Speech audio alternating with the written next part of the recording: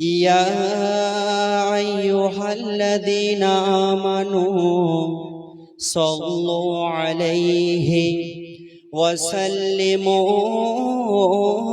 Taslima. 1 minute ভাই, দরুদ শরীফ কোনো খেলধনের জিনিস নয় ভাই। দরুদ শরীফ মহান রব্বুল আলামিনের নিকটে অনেক একটা গুরুত্বপূর্ণ ওয়াজিফা। আল্লাহু রব্বুল আলামিন নামাজ পড়ার হুকুম দিয়েছেন, কিন্তু তিনি নামাজ পড়েন না।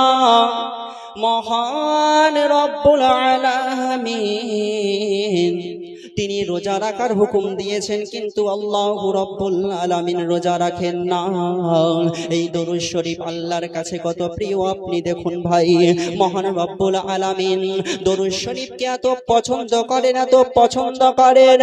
আল্লাহু রব্বুল আলামিন তিনি ফেরেশতাদেরকে হুকুম দেন দরুদ পড়ার জন্য, এবং আমার আল্লাহ নিজেও দরুদ শরীফ পড়ে। বলুন সুবহানাল্লাহ। তাই বাবাজি বড় আদব সহকারে নবী মুস্তাফাকে তাসাব্বুর করে আপনারা ভাববেন এখন আমি সিধরি গ্রামে বসে নাই, এখন আমি মদিনা শরীফে বসে আছি। মদিনা শরীফ থেকে আমার রাসূল আমাকে দেখেছে, আমি আমার রাসূলকে দেখছি ভাই।